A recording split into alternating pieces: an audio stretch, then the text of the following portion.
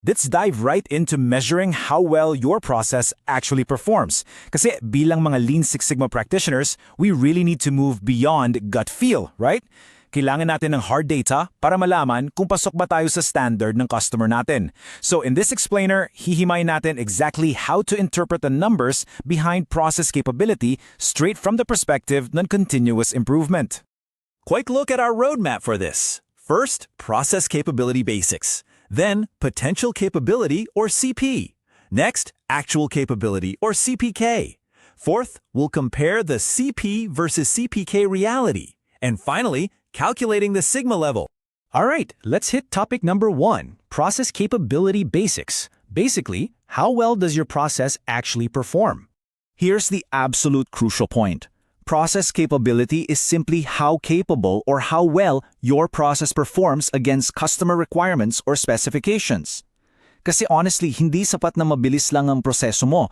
Dapat pasok ito sa kung ano ang hinihingi ng customer. Think about it. Kung nasa isang BPO setup ka at ang target average handling time or AHT is anywhere between 3 to 5 minutes, iyan ang specification limits mo. Or sa GCash, kapag ang requirement is real-time transfer within 3 seconds, anything beyond that is literally a defect.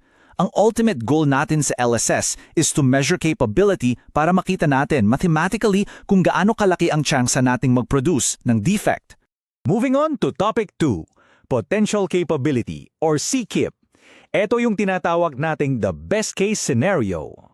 To visualize this, imagine the classic car and garage analogy. May garahe ka. Ngayon, ang kotse mo, that represents your natural process spread or yung natural variation ng proseso mo. Yung width naman ng pinto ng garahe mo, that's your specification width. Tapos, ang left and right edges ng pinto ay ang lower at upper specification limits natin. Logically, kapag nag-drive ka ng kotse papasok sa garahe, technically capable ang proseso mo kapag mas malapad ang pinto kaysa sa sasakyan, right? Pero kung kasing lapad ng school bus ang variation ng proseso mo, walang duda, you will hit the walls.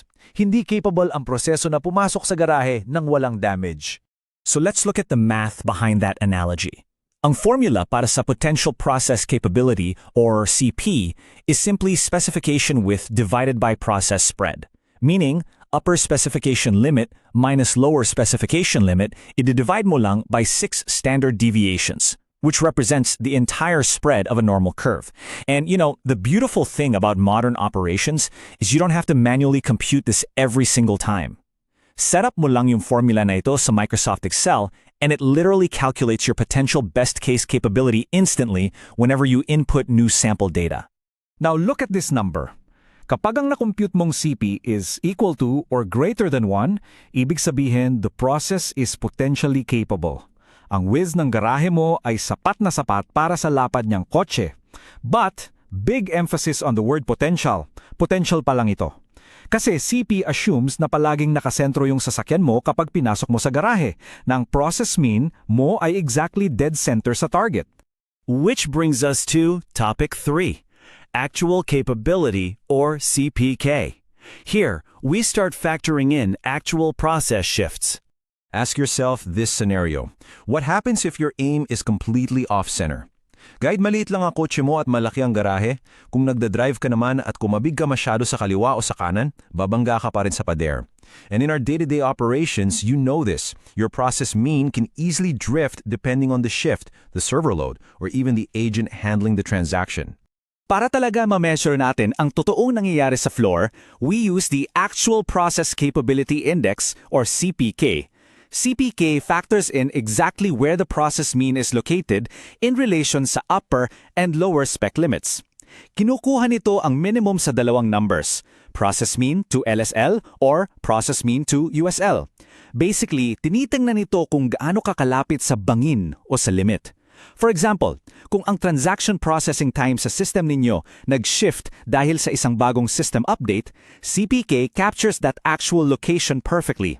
At gaya ng CP, as long as the CPK is greater than or equal to 1, pasok pa rin ang proseso mo sa specifications.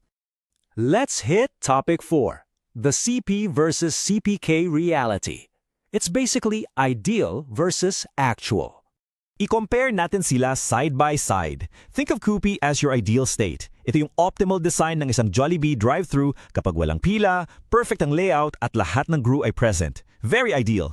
On the other hand, CPK is your actual state. Ito yung sitwasyon kapag Friday payday rush hour, may biglang bottleneck sa kusina at nag-shift ang average processing time mo papalapit sa upper specification limit, kung saan definitely maiinis na ang customer. Simply put, CP tells you what your process can do, while CPK tells you what your process is actually doing in the real world. And guys, there is an absolute golden rule here in Lean Six Sigma. Actual capability, your CPK, can never be greater than your potential capability, which is your CP. Ang pinaka-best case scenario na pwedeng mangyari is CP equals CPK. And listen, this only happens kapag ang process mean mo ay perfectly centered exactly in between the upper and lower spec limits. In a modernized setup, sobrang ganda kung i-plot ninyo ito directly on your Microsoft Power BI dashboards. That way, visually ninyong namamonitor kung naghihiwalay na ang value ng CP at CPK.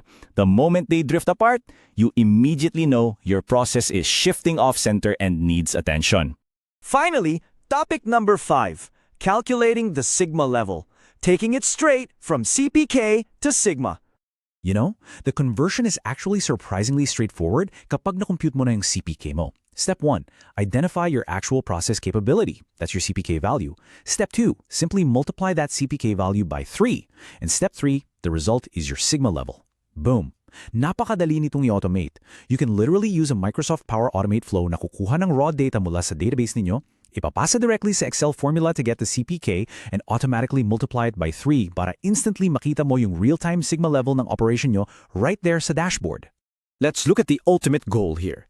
Kung ang na-compute mong CPK ay exactly 2, that means ang spec width mo ay twice as wide as your process spread.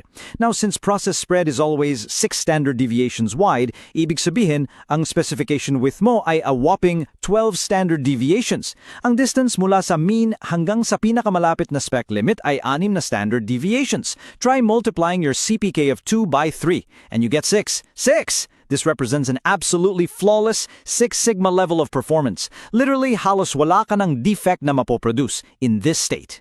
So that brings us to this one critical question.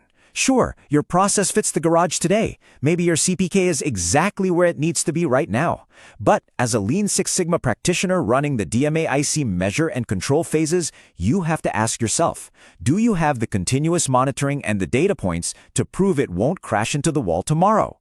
Process capability isn't just a one-time calculation. It's a vital, ongoing pulse check of your operational health. So keep measuring, keep monitoring, and keep centering that process mean.